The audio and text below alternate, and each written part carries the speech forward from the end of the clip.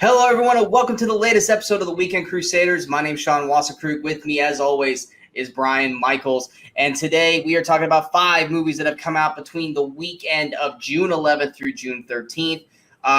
This is actually, I think, a pretty fun episode for you and I, Brian. I think we have a general love/hate for most of these movies. I think for the most part, outside of like maybe one film, you and I basically feel kind of the same way about each of these movies. I think so. This is definitely a comedy-heavy week, although not all of them are intentional.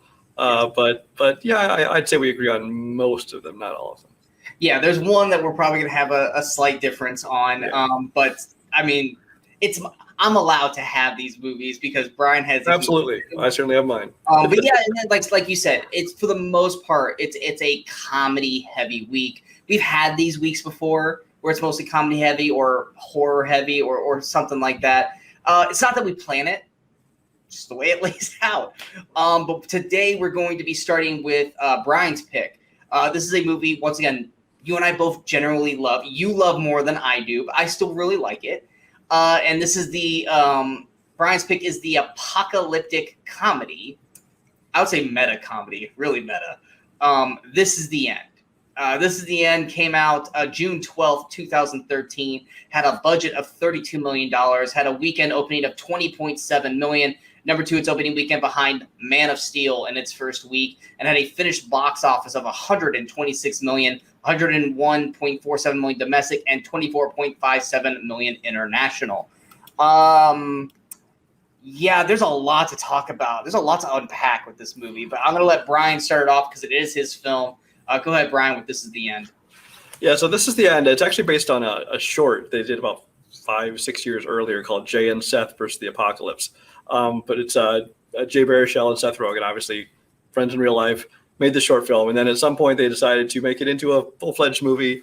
Seth Rogen actually is one of them that he directed along with Evan Goldberg. But yeah, and it's one of those things where you can just kind of tell they had a ton of fun making this because they just kind of invited all their friends, which just happened to be like, some of the biggest comedy stars around into this movie. So you have like your core group, of course, which is like, James Franco, Seth Rogen, Jonah Hill, Danny McBride, Craig Robinson. But then there's cameos by probably literally hundreds if you counted everybody. But what I really a lot of like pause it, scan the room. Yeah. Because there's like, hey, we're just going to have a party and basically film it and it's going to be part of the movie. But yeah, I mean, what I really like about this, and I like it a lot of times they do this in movies, when people kind of play like a heightened version of themselves, like for instance, Neil Patrick Harris in the Harold and Kumar movies. Obviously that's not how Neil Patrick Harris is, but he plays like this version of himself that's just it's a ton of fun. He's basically Barney. I think Harold and Kumar was the birth of Barney. He was Barney with a lot more drugs, basically. Yes. Is what he was.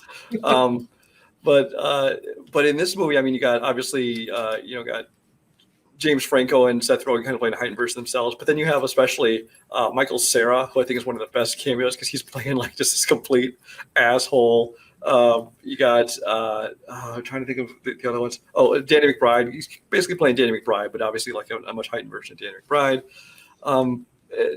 Jonah Hill, Kevin Hart. Jonah Hill's like in love with Jay Baruchel, basically. But yeah, tons of cameos. Paul Rudd, Aziz Ansari, Kevin Hart, Rihanna. The list goes on and on and on. But this is a movie that I think is just a ton of fun because I mean it's one of those movies that first of all is not afraid to be just hard R-rated comedy, which I don't mind at all.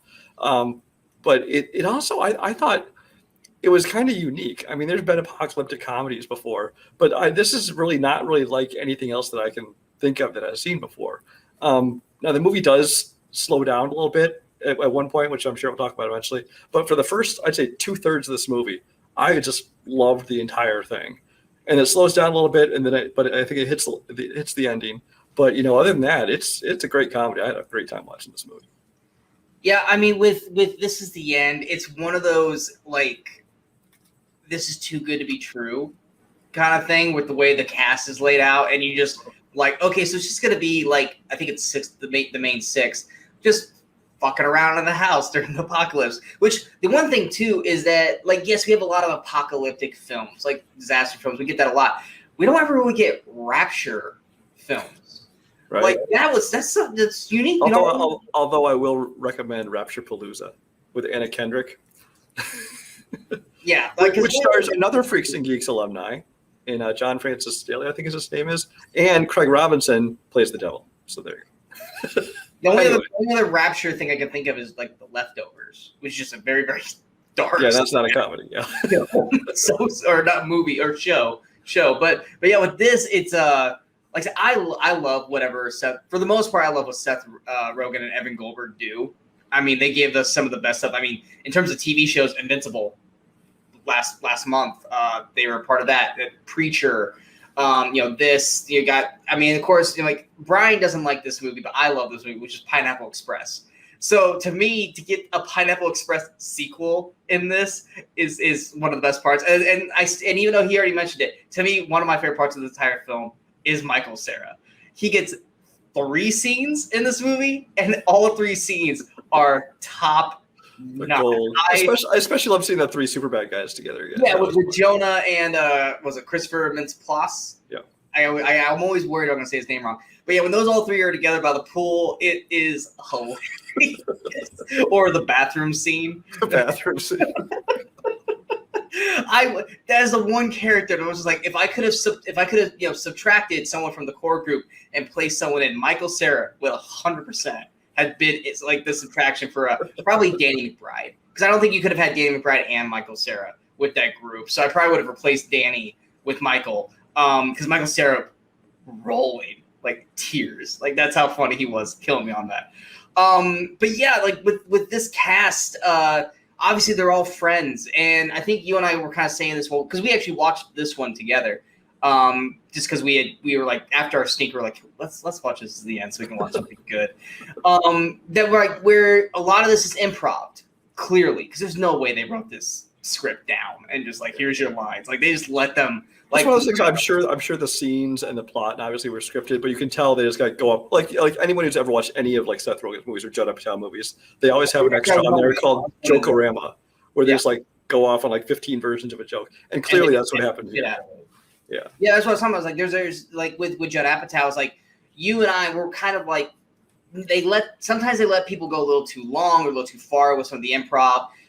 Except for something like 40-Year-Old Virgin, where it works perfectly. This movie, I think, works really well. You have the one scene with McBride, Franco, where they're talking about the porno mag, and I just the main part that I enjoyed about it is watching Seth Rogen, because Seth Rogen just standing there. Clearly tried not to laugh. Like there's one part where they do like a backwards. They do like a different camera view where it's them looking up at Danny. You see Seth's shoulders are just doing this the whole time, because he's just like, it's like the camera's not on my face. I can laugh, and there's just so many great little moments like that. And then of course, like you said, yes, it does slow down for probably about a good 10-15 minutes, where it starts to kind of like, all right, we're adding a little too much into this. We need to get going with it. Mainly it's not as long as I remember, but the Jonah Hill Exorcist scene, I thought was kind of like all right, we need to start wrapping this up, which it does lead to the wrap up, which we get probably one of the best cameos in the film, that I'm still not going to say who it is, because there's got to be a little bit of mystery of this film if you guys have never seen that film. But that cameo with Danny McBride is, I think Brian and I still were both just highlight of the movie right there. Yeah, we're just keeling over laughing. And then, of course, the big cameo at the end, which Brian was like, I don't know why this is that funny. I was like, it is great. That is a phenomenal cameo at the end. And they tease it in the beginning of the movie. They tease it. They like, it's there. But yeah, the comedy in this is great. There's so much great banter back and forth. The only thing that is not believable to me, and I think you agree with me on this, is you're telling me Emma Watson wasn't good enough to be raptured? Are we believing that Emma Watson is not a good person? You know, I remember when I first saw the movie, and Emma Watson. Did we see her at the party before she busted back in? Yeah, she was at the party. She calls Jay out for being a hipster. Yeah. So when she's the one that busts back in, that was obviously funny. I'm like, ha, Emma Watson's here, and But then I'm like, I assumed that then she was going to play some heightened version of herself, who's like a complete bitch or something, yeah, she's to explain why she was still there, but she wasn't. And I'm like, then why is she still here? It almost would have made more sense. Like I love that she was in it. It also would have made more sense that they would have had Anna Kendrick in that position instead of Emma Watson, because we see Emma Watson, and of course we get that great to me probably one of the better lines of the movie when they're all discussing like the raping of her, and Danny McBride goes, "No, I so want to ask her so many questions about Harry Potter. I love Harry Potter. That's my shit." It's like that's Hermione, damn it. It's like it's such a great little moment there. But yeah, that's the only thing I couldn't believe is like you're telling me Emma Watson's not good enough. Yeah.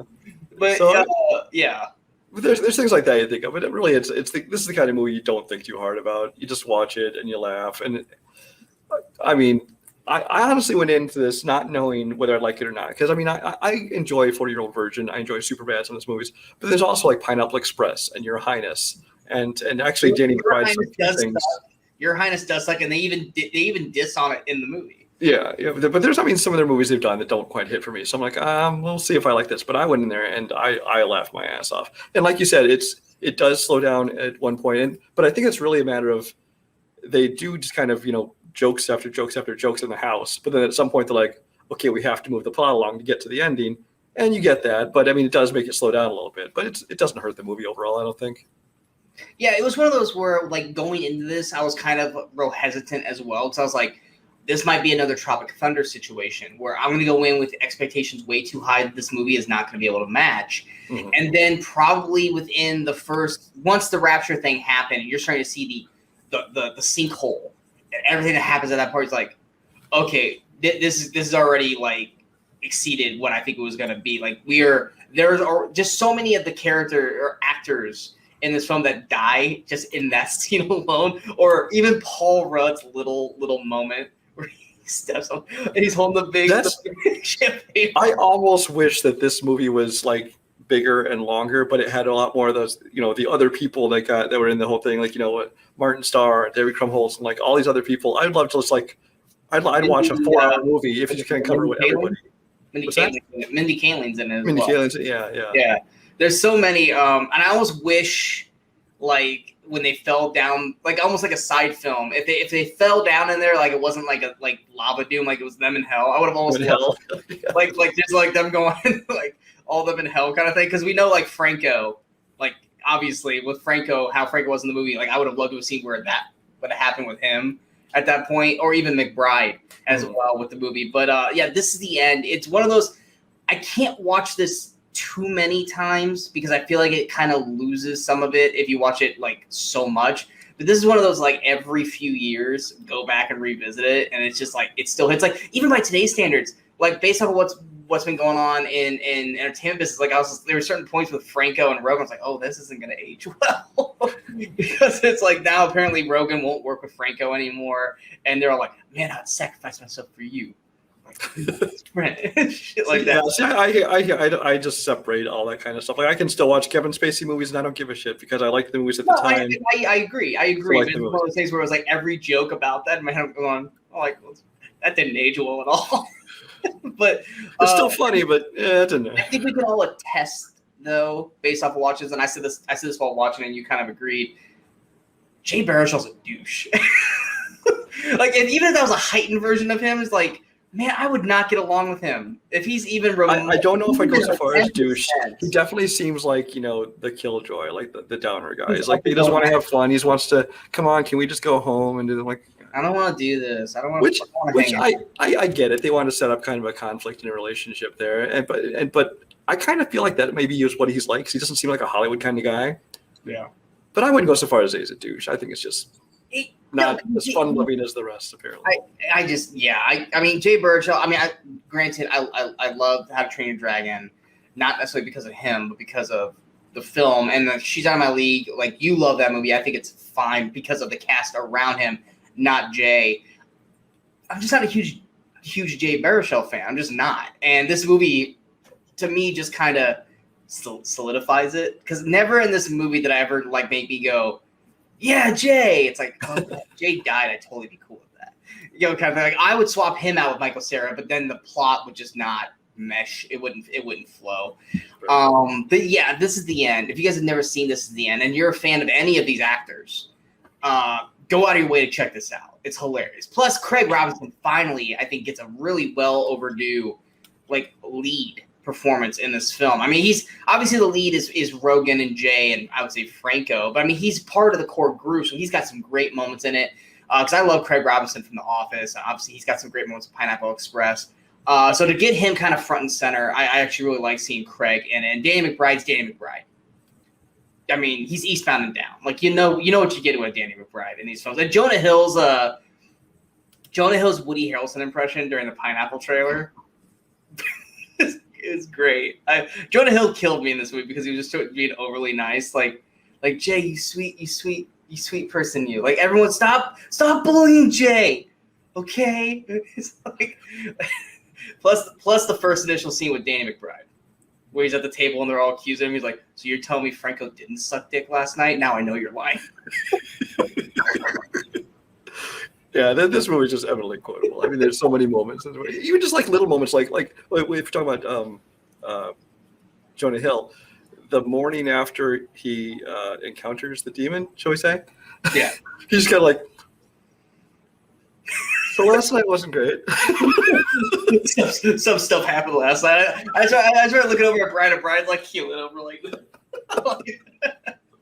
that was part of the joy of watching this with Brian, because I know how much he loves this movie, was watching Brian watch this movie again. Because every time where he had himself muted because we had a real bad echo thing going, and he would literally unmute just so I could hear him dying laughing. And I like watching it with Sean just because he remembered enjoying it, but not very much, and I could tell that he enjoyed it more this time, and he actually upped his rating a little bit.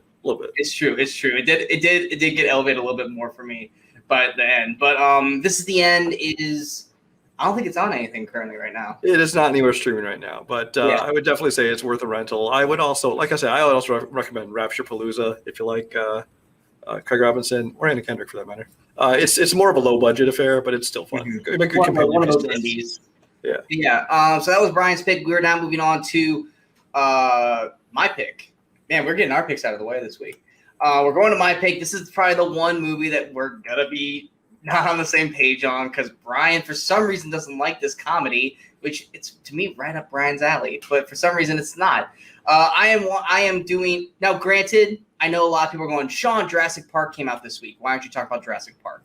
And I think Raiders Lost Ark is also we didn't pick those. Even though they're two of our favorite films of all time, where it's like, if you guys know us, I've talked to Jurassic Park at nauseum. Brian's talked about Raiders at nauseum. So we're like, let's just pick something else, which he picked the awesome This Is the End. And I picked this comedy that I love that Brian doesn't love. And that is the sequel to the International Man of Mystery, Austin Powers and the Spy Who Shagged Me. Austin Powers and the Spy Who Shagged Me came out June 11th, 1999, had a budget of $33 million, had a weekend opening of $17.98 million, which was number 2 its opening weekend behind Star Wars Episode 1, The Phantom Menace, in its 4th week, and finished with a box office of $312 million, $206 million domestic, $105.97 million international. Now, granted, I think in terms of the Austin Powers franchise, I love the Austin Powers franchise. I think number 1 is funnier, but I like some of the risks they took into.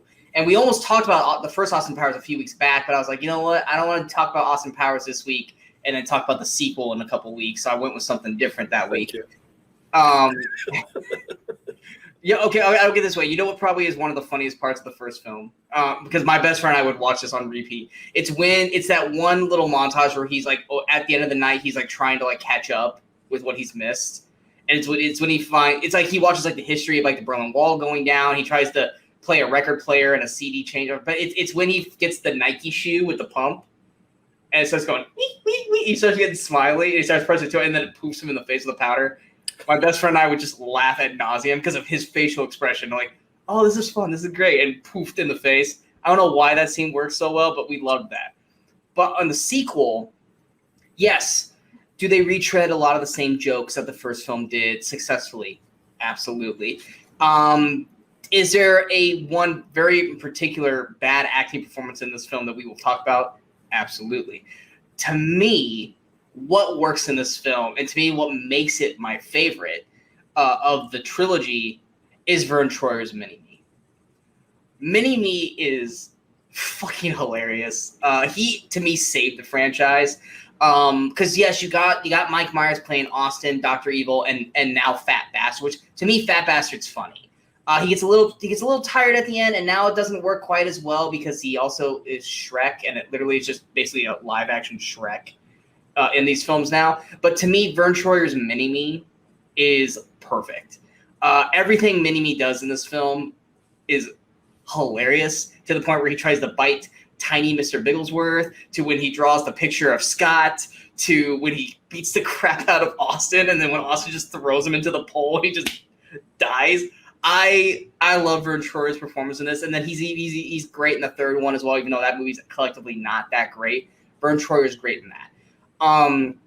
This movie's just fun for me. I'm not saying it's a laugh out loud blast. It's one of the best comedies of all time, because it's not. But I can watch the Austin Powers movies and just turn my brain off and enjoy the movie I'm watching and have fun with it. You know, you got great cameos. You got Rob Lowe. You got Will Ferrell. You've got Elizabeth Berkley, which that part still doesn't make sense. They just clearly she didn't want to do the second film. Hurley, that part. Hurley. And then you got all the cameos during the missile scene, which in the first film it was boobs, and this one it's dick and balls. But you got all those, like Woody Harrelson pops up in this one as well. I just enjoy it. I enjoy it. I know this is not Brian's cup of tea, which makes no idea why it's not, because this is totally his brand of comedy. But for some reason he doesn't like it. But I just enjoy The Spy Who Shagged Me, mainly because of Mini-Me and Seth Green is on point in this film, where he's finally kind of like accepted that my dad's an idiot, and every time he just rips into Dr. Evil is gold for me. Brian, I know you're about ready to rip it apart. It's fine, but I said my piece. I won't even rip it apart. It's just this is a movie that the Austin Powers movies on the surface should work for me, just because I like a lot of the people in them. I mean, Mike Myers. I like, obviously, the Wayne's World movies. I like So I Married an Axe Murderer. The Austin Powers movies, though, they just don't work for me. Part of it is the fact that I think the whole like 60s, 70s is really an ugly time period as far as the music and the fashion and the style of comedy and all that kind of thing. And that 60s that Austin Powers centers around. And so when they play up that kind of, fashion and comedy and the style of thing, and it's just, I find it really annoying and obnoxious. And especially in this one, where they go back to the 60s, and like, oh God, do we have to go back? At least stay in the modern world. So right there, I'm not really going to enjoy that part of the movie. As far as Mike Myers, my thing with him is he tends to kind of retread his own material a lot, which is usually fine. But this one he's been done so many times better in other movies, like the ones I already mentioned. Like that Fat Bastard, obviously you mentioned. He basically did the same thing for Shrek. He had already used kind of the same personality and voice in the character in So I Married an Axe Murderer. He's done the same thing on Saturday Night Live before that. He hadn't done Shrek yet. This was before Shrek. I'm just saying that, but he'd already done it before that in So I Married an Axe Murderer. He'd done it before that on Saturday Night Live sketches. It's like, okay, yeah, wasn't Mike Myers' dad basically Shrek in So I Married an Axe Murderer? Essentially the same voice and personality. Obviously not looks, but it was the same kind of thing. But my thing is, I think those movies are so much funnier than this that by the time I hit Austin Powers, I was kind of just disappointed. Now, not to say there aren't things about this I like. There are funny scenes in it. Vern Troyer, I think some of his scenes are very funny. Some of them get to be a little like, okay, we get it now. I didn't find the whole fight when he's like biting his balls and climbing his suit and stuff. I didn't enjoy that. I thought Rob Lowe as young Robert Wagner is perfect casting. Beautiful. It was perfect casting. Seth Green, I agree. He's great in this. He's great in almost anything he pops up in. We'll talk about him later. The Jerry Springer scene was pretty funny. It didn't overstay its welcome, but the Jerry Springer scene was funny. That's one thing I will say. Dr. Evil, I think, for me, is kind of the weakest part of this. It's like, I almost feel like they should have made up a new villain for the second movie, because it's like, Dr. Evil's kind of like this one joke thing. It's kind of like, okay, we get it. And he's the character who most often they seem to kind of like just stretch out a joke with. And you're like, okay, move on. But anyway, like I said, there's things about this movie I like. There's funny scenes, but overall, it's like, I just like a lot of other Mike Myers stuff better. I mean, the problem is that they did try to give him a new villain, which was Goldmember, and it didn't work. I only even saw that movie one time. Part of that's because I hate Beyonce Knowles. But as an actress, as an actress, right? Oh, we Yes, don't like her anything. music either. Okay. As anything. I don't like her music either. I hate her music. Beyonce is a horrible actress. And We she's already a horrible singer too. Yes, me. But yeah. So I've never rewatched it every second time, so I barely remember Goldmember. I feel like he looked more like John Travolta in that movie as Goldmember than he did look like Mike Myers. But no, it's just like they try to give him another villain, and which he does with Fat Bastard. They gave him another villain. It's Fat Bastard, and they gave him another villain in Goldmember, which was Goldmember. And to me, like but because you had Dr. Evil in there, it kind of seems like it's just like he's like the head henchman. You know, it doesn't seem like. Well, he is. I mean, he is the head henchman. Yeah. Just like in Goldmember, he's the new head henchman, and you still have Dr. Evil because Dr. Evil is beloved by everyone in the franchise. You can't have Dr. Evil without Austin Powers because it's just because with Dr. Evil, you got Mini-Me, you got Scott, you got all these other characters that are connected via Dr. Evil. You take Dr. Evil out of the picture, you take all of that cast out. Good, and then they can have new characters and things. No, it's but that's the thing is like it's still Mike Myers' thing, and I agree. Like Dr. Evil's in this film, he's playing like I'm from the future, or I've been living in the present, now I'm going to the back, and I keep trying to use jokes that don't work here, which that runs its course. But then you have Seth Green kind of playing off of that, which I think makes it work. Yes, did we need to listen to the Just the Two of Us version with him and absolutely not. But I mean, I think a lot of the stuff still works. Whereas like in the third film, you can start seeing the movie the franchise start to fall apart. Like, would I welcome a fourth film at some point? Sure, because it's been a while. It's been 18 years now since an Austin Powers film has happened, and I think there might be a lot of new stuff they could pull off, and hopefully they wouldn't just retrend the same stuff. But yeah, I like the Spy Who Shagged Me. Heather Graham looks fantastic, but damn, she is an awful actress. The thing is, I've seen her do decent performances in movies. Like a lot of people will quote like Boogie Nights, or even like in a comedy like License to Drive, which is an 80s classic that I like. Without License to Drive. But I'm saying in that movie, she's just kind of playing like the hot teenager, basically the object of their affection. But in Boogie Nights, she's supposed to be playing kind of this ditzy actress, and so it works. But here, it's like, I mean, obviously they aren't really asking a lot of her as an actress, because pretty much just every line of hers is like, "Ooh, sexual innuendo, haha, isn't it funny the 58th time?" But yeah, so I don't entirely blame her. Part of it's the character, but she's not. My problem with her is not her lines. She delivers her lines perfectly fine for what this movie is. Mm-hmm. Her timing and her delivery on things is where everything's off. There's literally points in this film that you can tell she's waiting to hear action. And like they don't. That seems to be a fault of the director or editor. Yeah, that's an editor issue as well. But there's one part where it's the scene where right at the end where she's like talking to Austin. She's like, "Do you think I love the '90s?" And then Fat Bastard comes through, and they both have their hands up. She's like this, and then like she's waiting for her mark to say, "Go up the stairs," and then she's like. Oh. And I'm just like, oh my God, Heather, come on, you are better than this. Like, come on, you like I said, you did Boogie Nights. You're better than this. All right, come on, you got to be better than this. And then like that same scene, like that. Now this one's an editing problem. You clearly she's still like waiting and like accused. She's like, oh, Austin is like. That's the thing is the movie's so sloppy, and I think part of the problem with the acting and directing is because this is one of those movies where by this point, Austin Powers' first one was a huge hit.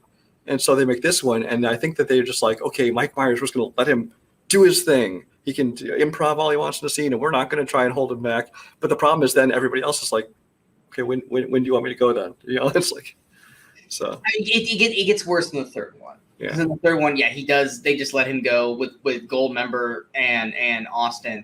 But then you got Michael Caine in there, and he can corral it in. But like I said, I enjoy it. It's dumb, I've seen worse. I mean, exactly. It's a spoof off of James Bond. It works for me. I'm surprised it didn't work for Brian because, like I said, it's right up his alley. But that's my favorite. It is currently on HBO Max, I think, with the other two as well. But yes, I would totally welcome a fourth one. I would love to see Mike Myers come back. I would like to see him come back and do Wayne's World. I mean, we did see him do Wayne's World in terms of commercials this year. But I wouldn't say no to seeing Mike Myers come back. I just want to see Mike Myers come back and do a movie. Well, they just announced it, like, was it today or yesterday? He's doing like 7 different characters for this Netflix show. I can't remember. I'd rather see a movie, but yeah. I don't know if it's a live action or animated. If it's animated, it would make That's the problem. Is like I think he's doing a Shrek 5. It's like I don't care about the Shrek movies. Over Shrek. Yeah, and he pops up in these cameos in movies that he doesn't belong in, like Inglourious Bastards and Bohemian Rhapsody. And it's like, okay, we get the joke, haha, Bohemian Rhapsody. It's like, I just do another movie, man. He's fine in those things, but it's just one of those because of who he is.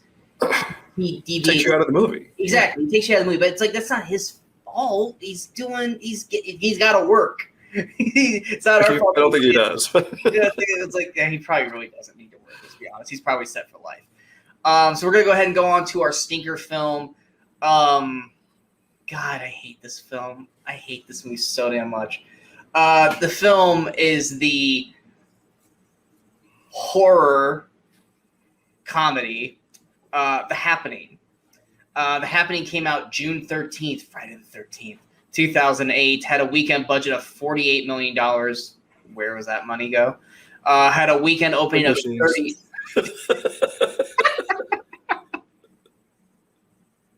You totally ruined my whole. I'm going through the thing and you ruined it. Sorry. The movie had a weekend opening of $30.5 million, which was number 3 its opening weekend behind The Incredible Hulk in its first week and Kung Fu Panda in its second week. Had a finished box office of $163.4 million, $64.5 million domestic, and $98.89 million international. You dick. You know you're supposed to stay quiet when I read that shit. Well, you should have said something about where'd the money go. Yeah. The Happening. This hot pile of dog shit wrapped in garbage and lit on fire at someone's doorstep. That's what this film is to me. I fucking hate this film so much. And it's not even like it's a bad movie. It pisses us off. That's why we hate this movie, because it pisses us the fuck off. M. Night Shyamalan, for instance. Opening scene, it's like that's what I'm saying. Like this is gonna go. I told you guys last week. I have a conspiracy theory about this. I told Brian, and Brian's like, "Are you wearing your tinfoil hat when you said this?" Shut up, Brian. But M. Night Shyamalan in general. I'm not going to that part yet. M. Night Shyamalan. We talked about this when the movie started. You and I both like Sixth Sense. We both like Unbreakable. I actually really like Signs. You thought Signs was fine. And then he did The Village, which was to me trash. And then Lady in the Water, I didn't even see, but you said it's awful. It might be worse than this. Yeah, and then we got this, and that's the one thing that M. Night does great. He's kind of like Zack Snyder in a way. He knows how to do a trailer to hook you in. He knows how to frame everything to make you go, "Oh shit, you burned me before, but that does look good." Because let's put it this way: after Happening, we got Airbender, which I never saw. We got After Earth, never saw, because God, why? Then I heard good things about The Visit. I think I only got like 30 minutes into it, and I got pulled away, and then I never went back to it. And then, of course, we got Split, which was, to me, fantastic. I thought Split was fantastic, but I think it's mostly because of McAvoy's performance, not necessarily anything M. Night did. And then we got Glass, which is where M. Night basically went and did M. Night. I enjoy Glass, actually. Glass is boring and failed in every form of fashion to live up to what it was building. It did. Oh, God, Glass was a huge disappointment. I disagree. We're not talking about that today. M. Night's back on my shit list after Glass. But The Happening, like you were about to say, the first 30 minutes, even the opening scene where we get to the construction workers, that is horror master. That like is perfection. Like we're watching, it's like, well, this is a really good scene. This is a really good scene. And we're watching like, this is good. And then Mark Wahlberg shows up. And then Zooey Deschanel shows up. And we're watching, I think, and I kept having you do time clocks for me because I was like, I want to know where we're at when we get to this point, to this point, to this point. But the first 30 minutes outside of, I would say, the acting and the dialogue, I would say like the horror aspect of the first 30 minutes, M. Night does a fantastic job. You would agree? Agreed. Yeah. And then, like I said, right at the 30-minute mark is right where they get to the hot dog monologue and I think it's the plants. Because I can tell you this was 100% me watching this movie. I'm in the theater opening night watching this film, and I'm like, okay, M. Night's doing good. Like, I'm 30 minutes in, I'm like, all right, M. Night's doing good, guys. And then the guy goes, I think it's the plants. And I go, don't you fucking dare. Don't you fucking dare make this be about plants. And then I think it was like 10 minutes later, they say the plants again. And I'm like, it's going to be the fucking plants, isn't it? And then running away from the wind. And then we get the, hey guys, there's a house up there. And then we get talking to the fake plant. And that's when my conspiracy theory comes into play, because I told you to time clock it when he talks to the plant, or the fake plant, because I worked at a movie theater. And at AMC, at least it was back when I worked there, if someone came out of a film who wanted a refund because the movie sucked and they didn't want to wait, and they were like, I deserve my money back because this movie's fucking trash, we were allowed to give them a full refund up to the 50-minute mark or halfway through the film if it was a shorter film. And at the 50-minute mark is when Wahlberg talks to the plant, and that's when the film goes downhill. I told Brian, if you get a super slow-mo pause, you can see M. Night pop up out of the corner of the screen with money bags going, got your money, and bounce out. Because M. Night had us all the way and got to that mark where you cannot get a full refund for this fucking film, and then just shit on the rest of this film for me. That is my conspiracy theory. Brian thinks it's full of shit. I don't fucking care. That is my thought process of this film. M. Night is a fucking con artist when it comes to this fucking film. Brian, outside of the conspiracy theory. Yeah. I was going to say, I was going to comment on the conspiracy theory, but I think it's just a matter of he's really good at setups and ideas and atmosphere. But then once you get to the point where you have to, figure out how you're going to end this movie, where it's going to go, that's when he falls apart. That just happens to usually be at about the halfway point. Is when they're kind of moving into, okay, so where's this going? He's the movie version of Ryan Murphy with American Horror Story. I can see that. Shit up, Yeah. but doesn't want to fucking end it. Yeah. I'd say he's, like Stephen King in that way, except that Stephen King movies are usually good until like the last 10 minutes and they fall apart and they have shitty endings. Most of them, not all of them. Whereas M. Night Shyamalan is like a good first half, and the second half is like, okay, whatever. So for this movie, so the funny thing is, if you look at interviews in the years since then with M. Night Shyamalan, he tries to claim like, oh, it was always supposed to be kind of a wink in a comedy, and like kind of like The Blob, where it's a horror movie, but it's supposed to be kind of a satire and funny. He's like, no, it wasn't. Don't even pretend it was supposed to be that. Yeah, that's like me trying to. That's like me with the It Follows guys. Like, it's not supposed to be. No, fuck you. You got caught, and now you're trying to. No, this is. Right. This is well, the funny is, in the one interview I was reading when talking about this, he was actually responding to Mark Wahlberg, basically saying Mark Wahlberg didn't get it because Mark Wahlberg in the years since then has trashed this movie. He was talking to, I believe it was Amy Adams, who was almost cast as the female lead in this movie. And he told her, apparently Mark Wahlberg told her, you dodged a bullet by not doing this movie. And he's like, I only did it because it was, nice to be like a teacher in this movie, not another cop or another, criminal. It's nice to play something smart, different. Even though he has to ask a question. Right. Oh my God. Every line he enters is a question like, is it the trees? Are we going here? Why are they going this? I don't know. What? Every question. No. No? And then he breaks into song on that one guy's doorstep to show that he's not crazy. Yeah. Like, we're normal. Keep on rolling. I'm like, I would have shot him right there. You're like, but instead, by the way, the guy shoots the two kids and then says, "I'm going to give you to the count of three." Like, why didn't you just tell them nothing? Mark. Anyway, so this is a movie that is unintentionally funny. The few times they're trying to be funny aren't funny. Whenever they're not trying to be, it is. And a lot of that has to do with the whole, like you said, when you get to the point where you realize okay, this is about the plants. And there's points where they literally try to outrun the wind. But the funny thing is the wind is blowing past them, but they're still running. It's like, well, if that was it, you're already infected.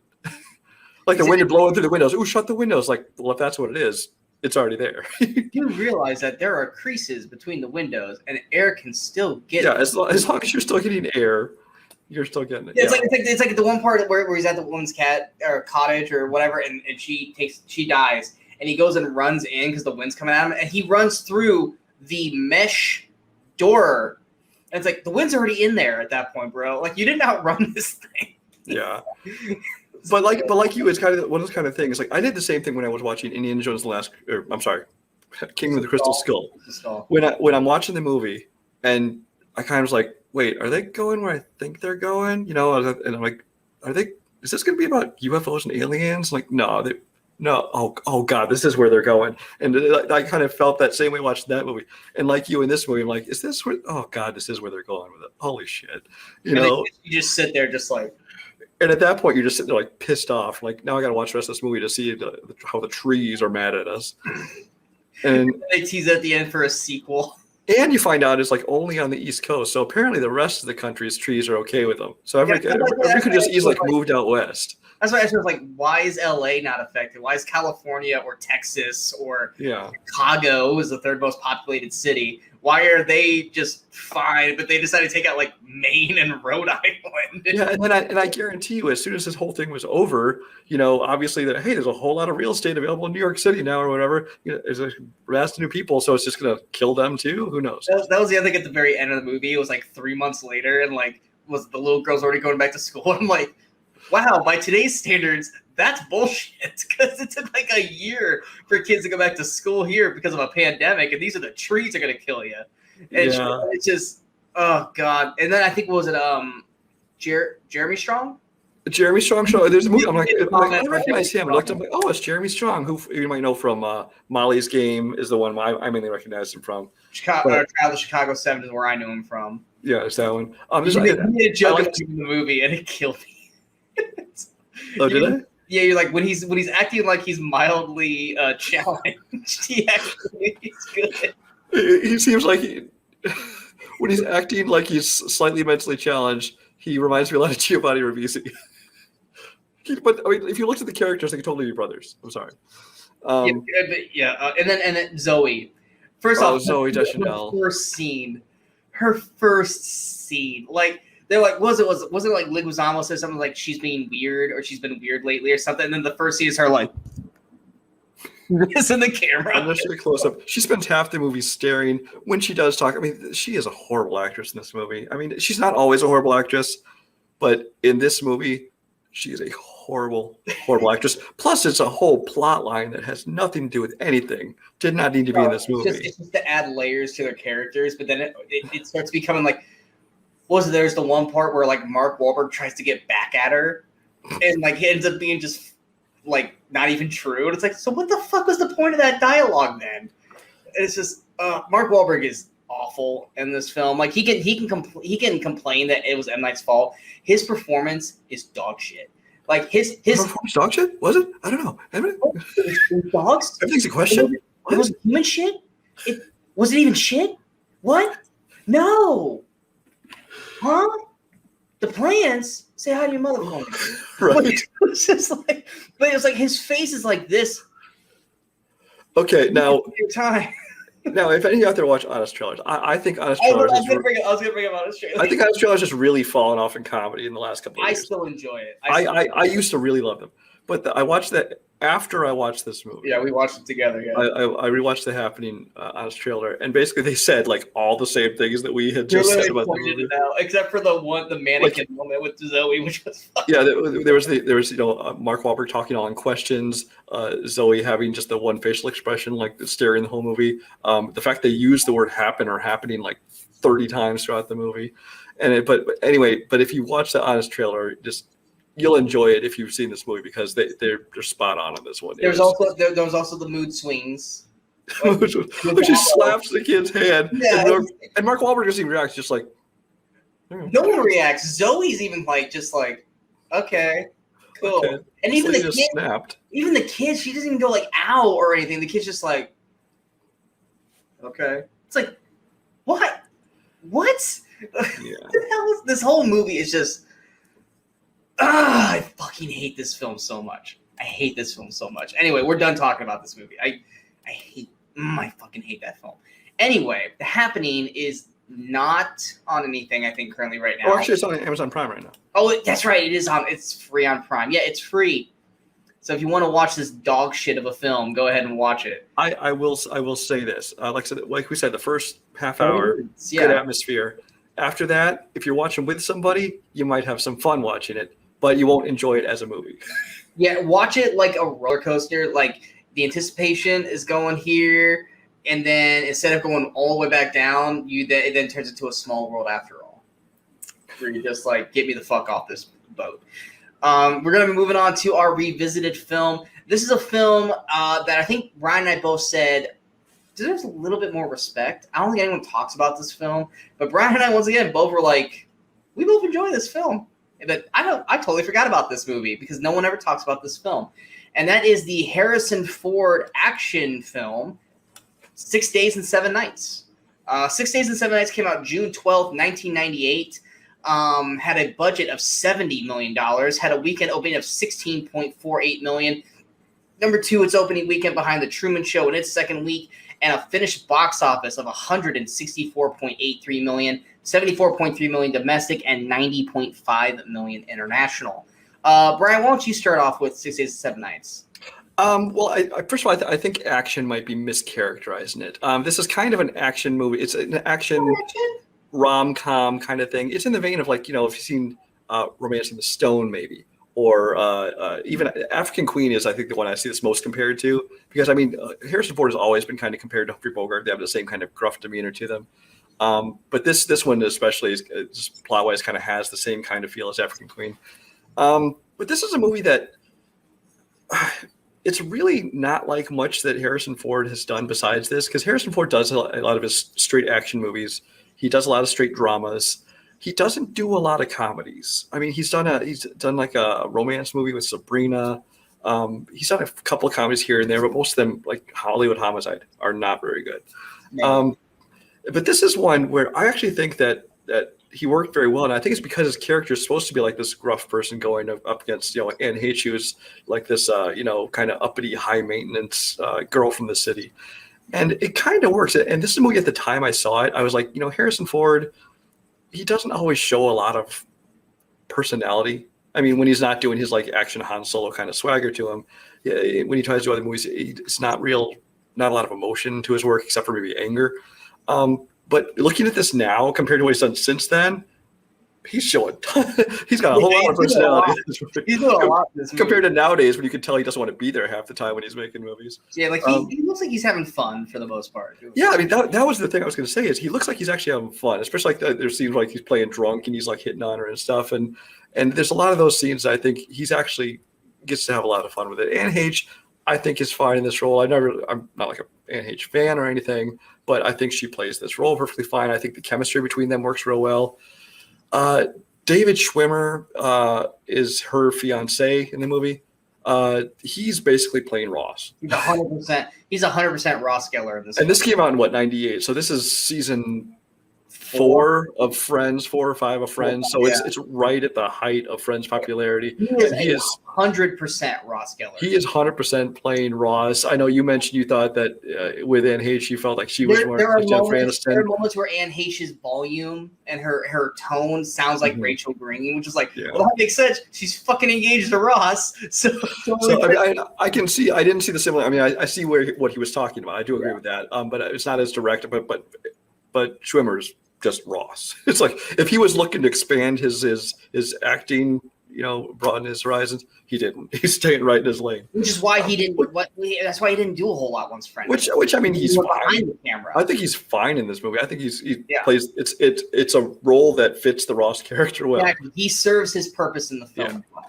Same thing with what's her name? I don't. Is it Jacqueline Obrador? Jacqueline Obradors? Yeah. Angelica. Yeah. But what I didn't remember about this movie, because it's been a long time since I've seen this, is that the 3 pirates bad guys. I'm gonna bring this up. Yeah. Tamura Morrison, Danny Trejo, and Cliff Curtis. Fuck yeah.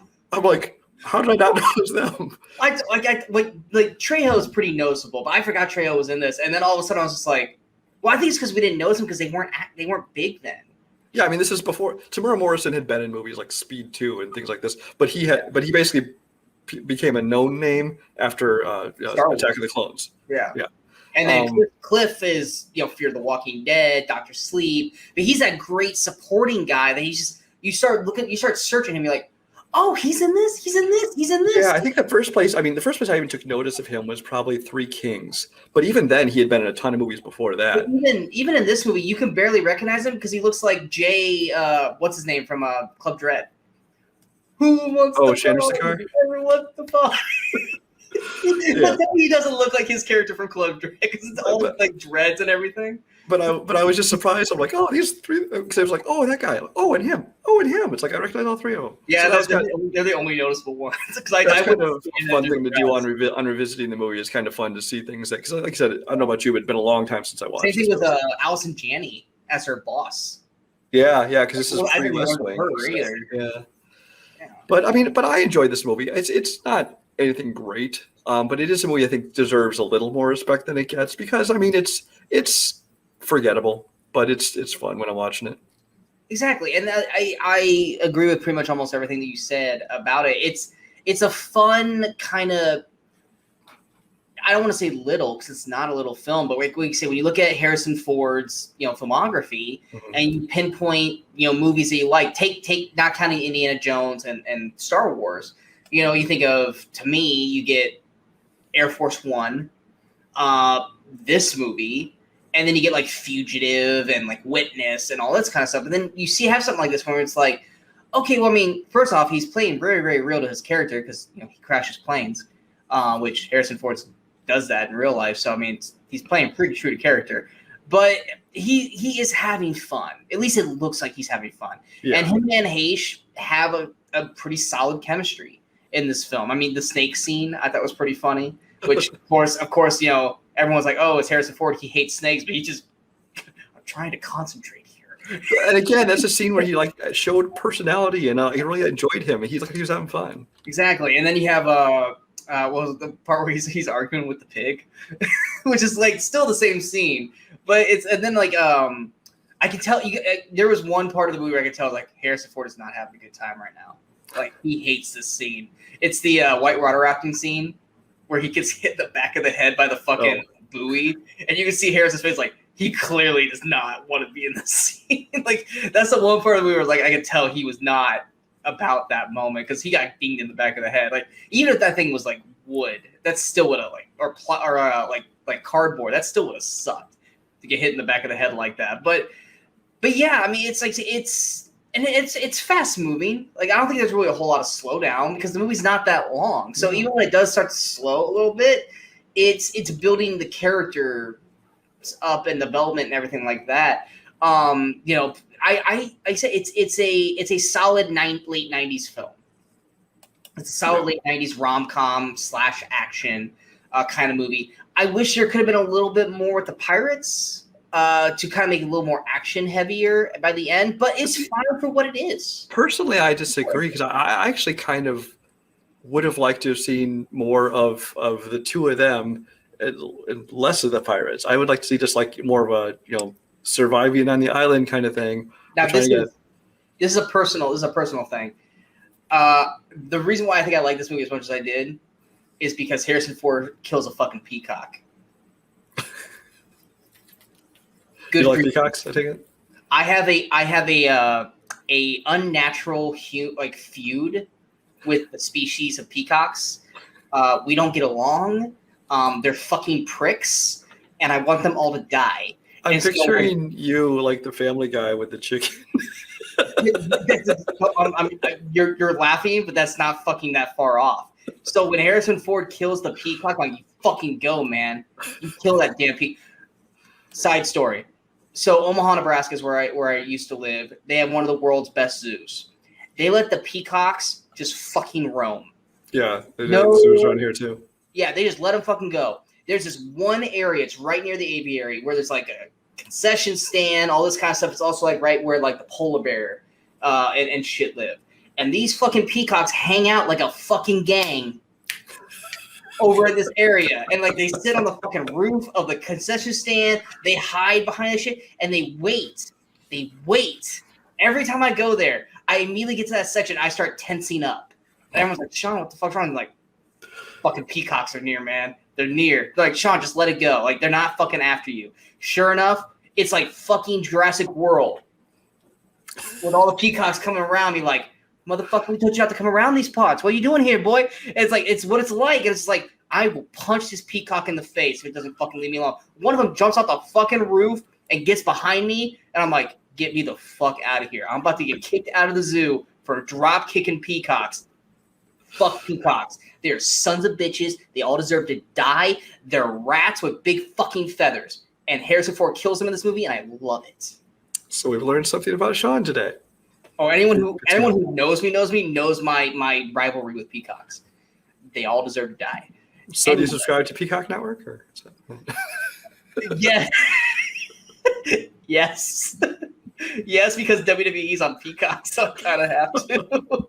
It's a double-edged sword. I hate peacocks, but I'm a former pro wrestler. They have to coexist. Why, God, why? But yes. Anyway, we're gonna go on to our final film. By the way, not available on any streaming service. No, it's not. I was hoping. I also forgot to mention it's directed by Ivan Reitman. So yeah, I was shocked by that when I saw him pop up. I was like, oh, maybe that's why I actually kind of like this film a little bit. I was hoping not to go into the peacock story, but I just it had to be said because when's the next chance I'm going to see another peacock in one of these movies? I'm going to look for peacock movies now. Anyway, we're going to our feature film, guys. You knew this was happening. You knew this was coming because Brian and I have talked about this film at least 5 times on this show already with past movies going, well, they were in this movie, and this movie's great, and we love this movie. But back to the other movie we were talking about. We're going to talk about that movie. Our feature film is the awesome, beloved, cult classic teen comedy, Can't Hardly Wait. Can't Hardly Wait. Also, same day as 6 Days and 7 Nights, came out June 12th, 1998. Had a budget of $10 million. Had a weekend opening of $8 million. Number 4, its opening weekend behind, once again, The Truman Show in its second week, 6 Days and 7 Nights in its first week, and A Perfect Murder in its second week, and had a finished box office of $25.6 million. Yeah, Brian and I both love this movie. This is one of those movies we talk about in other films. Can't Hardly Wait is one of those movies where pause it at any moment in this film. You're going to see 5 to 7 actors and actresses that were nobodies in this film that are names today.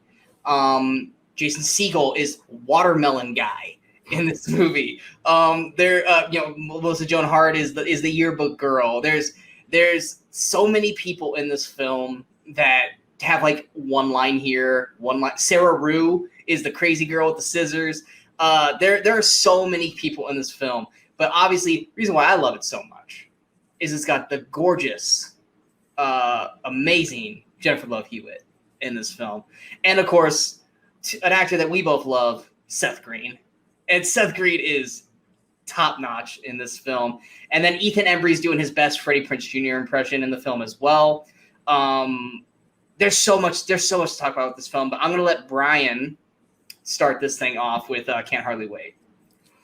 So yeah, Can't Hardly Wait. I mean, Can't Hardly Wait is often compared to like John Hughes movies for like that kind of the next generation. And there's several. There's kind of this genre of like John Hughes-ish movies that aren't John Hughes. Like there's Easy A, there's Edge of 17. A lot of these kind of teen comedy dramedies, whatever. This is by far the best of the bunch. And honestly, I probably like this more than almost all, if not all, of John Hughes movies. Because as teen comedies, I would agree with that. I would 100% as teen comedies go, this one is just from the minute I sat down in the theater to the minute this movie ended, I was just grinning ear to ear because it's just so much fun. I mean, not only just because of the individual jokes, things like that, but just the overall story, the overall tone of it, I love. And a lot of that is there's the 2 directors who did it, Deborah Kaplan and what's the other name, Harry Elfon. They only did one other movie, Josie and the Pussycats, which you already know how I feel about that one. So, well done. This is this of the 2 movies is the far superior. I will say that, but I enjoyed Josie. But that's just to say that I wish that these people continued making movies because I really apparently love their brand of comedy. He talked about the cast, top to bottom. Ethan Embry being kind of the main character of the movie, I suppose, if it has a main character. Honestly, technically the focal point of the main character is Jennifer Love Hewitt, Ethan Embry, but to me it's Seth Green. Well, yeah, I'm getting there. Yeah. So I mean, Ethan Embry's kind of the main character. Obviously, I loved him because he's coming off of Empire Records. Who anybody who knows me knows I love that movie. Yeah, but then. And the rest of the cast is really good as well. Like Charlie Korsmo, especially, who you might know from movies like Hook. What About Bob? He stopped acting pretty much, and he came back and did this movie. Not sure why, but I'm glad he did because he was fun in this movie. Peter Fasinelli, who you all probably know from Twilight. I'm sorry. We know him from something much better. That's a TV show called Fastlane. Fuck yeah. Which you should all check out. It's one season. It's him, Bill Bellamy, Tiffany Amber Thiessen. It's basically Miami Vice. It's Fast and the Furious before Fast and the Furious. It's kind of somewhere between Miami Vice and Fast and the Furious, but it's directed by McGee, so it's all like hot chicks and fancy cars. If it came out today, it would be one of the best shows on TV. Yeah. So anyway, check it out. But that's the whole side note. But yes, I think we've mentioned Fast and Furious like 5 times on this show. I think so. But yes, the star of this movie is Seth Green. Seth Green has always been a funny guy, even when he shows up in bit parts in movies, no matter what he does. This is the movie, I think, more than any other that like lets him really kind of shine as he's not this. His character isn't the center, the star of the movie, but his performance is the star of the movie. Him as Kenny, aka Special K. Yeah, I mean, this is a star-ranking performance for me. I mean, he is so great in this, and just watching his scenes alone make this movie worth watching. But at the same time, you know, he kind of has this relationship with I forget her name. It's Lauren. Denise. Yeah. Him and Denise, who used to be friends, and then of course when they get to high school, like a lot of people do, they kind of drift apart into different groups of friends, things like that. And so their whole relationship and how they interact and where it goes throughout the movie. I really thought that actually, you know, even in a movie that's basically just trying to be a straight comedy, it still had some nice moments to it. But yeah, there's not a character in this movie I don't like. And of course, because you get Seth, you get Breckin Meyer, you get Donald Faison, and you get whoever played the foreign exchange student. So you have de jure all in this movie. You want to touch my penis? I am a sex machine. It's just I love this movie. Like I said, Charlie Korsmo. I cannot hear Paradise City without immediately thinking of this film. Every time I'm at work and that song comes on, I immediately picture him jumping back up on the was it like the bar? And then the microphone comes up. Yeah. I can't hear that. Like that's an iconic song for me now, and it immediately always links it to this film. Like I said, yeah, like I 100% agree with everything Brian's saying. The performances, now granted, in terms of like today's standards of movies, are they phenomenal performances? No, they're not. It's a bunch of supporting roles that mix together to make a beautiful cocktail of a teen comedy. There's not, like I said, Seth Green is the cherry on the top of this thing. He is the character that you're watching him, and I'm sorry, Jamie Kennedy basically copied his performance for Malibu's Most Wanted, but just did it all the wrong ways. Oh, but pales in comparison. Oh my God. Special K, or AKA Kenny, as Seth Green is great. Like when he goes into the bathroom, he starts practicing. It's like so.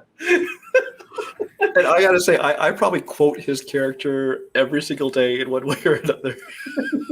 Man, why are you being messing with my flavor? Where's my flavor? Oh, please, you're far too fine to look so sad.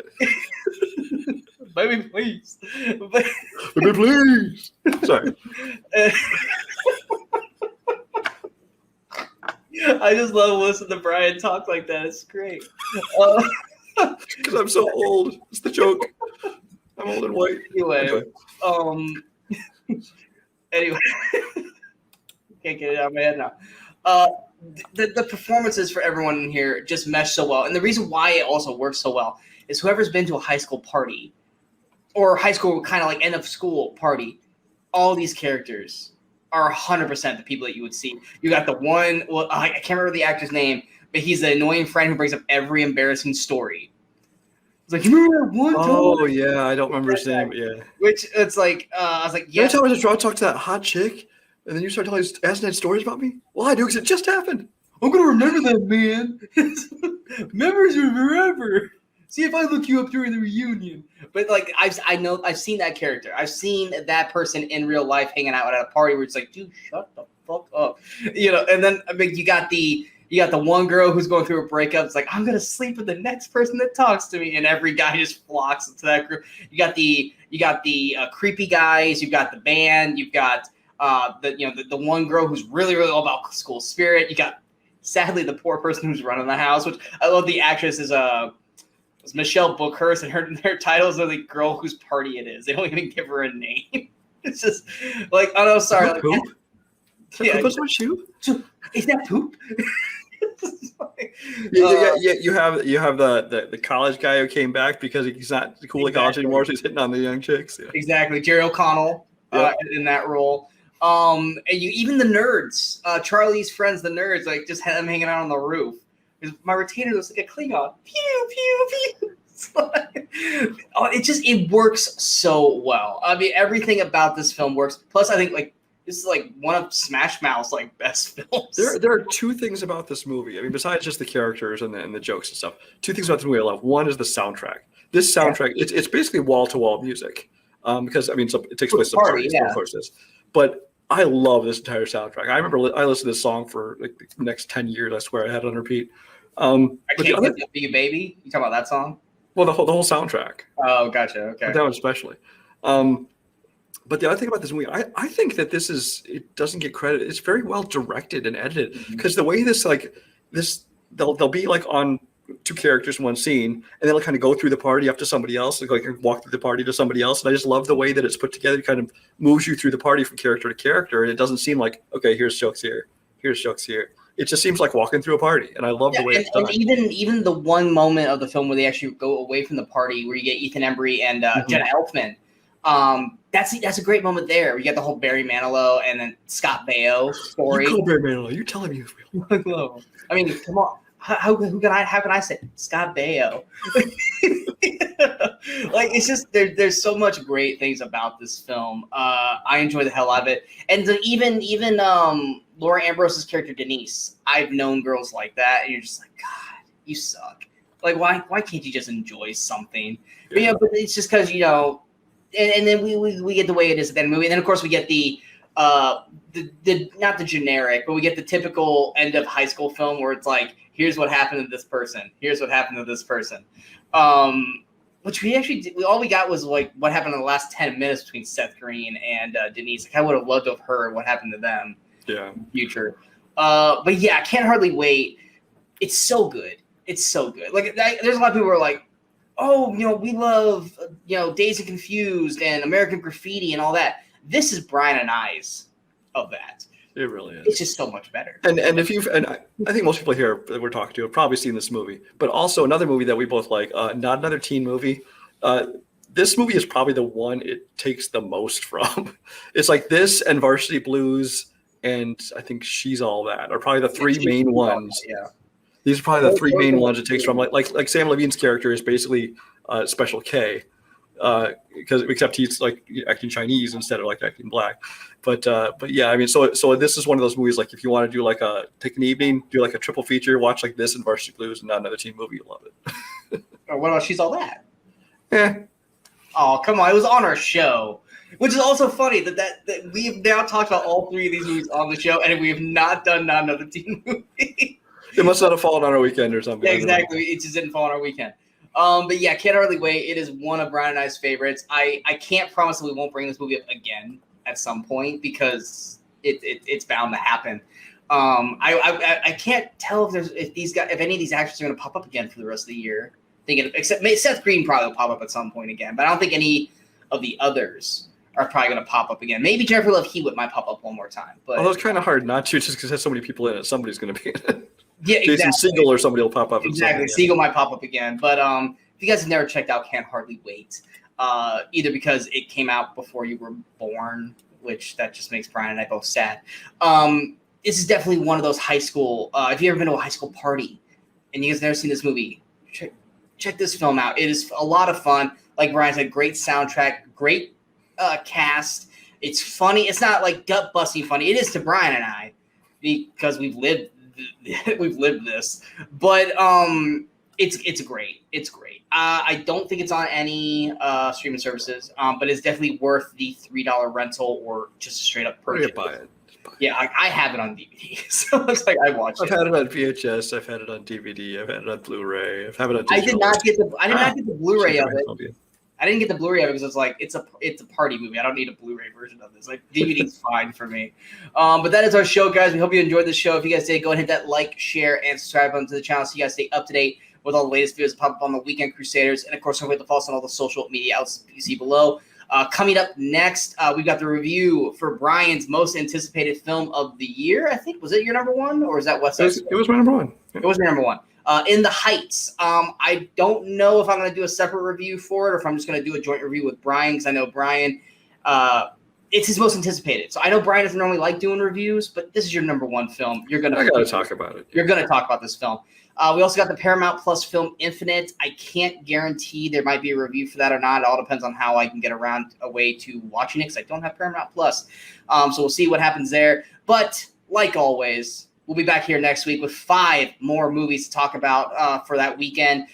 We've got a superhero classic to most people. I honestly don't think I've ever watched that movie all the way through. But Brian, don't you think that one's overrated? I thought you said this one was overrated. It's one that I always thought was one of the classics. Upon rewatch, I still enjoy it, but I'm like, not as great as I remember. It didn't age as well for you, but yeah, we're gonna check that out. We've got a 90s action film that Brian loves and I think is okay. We've got a Disney animated film that I also just think is okay that Brian loves. And I think it's highly underrated. Yes, we've got a horrible comedy from someone that we literally just talked about in this show. The right way to do it and the wrong way to do it. This will be the wrong way to do it. And then we've got a rom-com that it's not that big a jump in my opinion. But okay, I'm sorry, go ahead. Stop. You've totally given away what it is now. And then you've got a rom-com that I personally love. It was one of those like has no business being nearly as good as it is, but I quite enjoy it, especially the supporting cast around the two mains. But figure out what those movies are and come back here next week. We are the Weekend Crusaders. My name's Sean Wasserkrug. That's Brian Michaels. And until next time, in case we don't see you, good morning, good afternoon, and good night, Movie Crusaders. You're still here? It's over. Go home.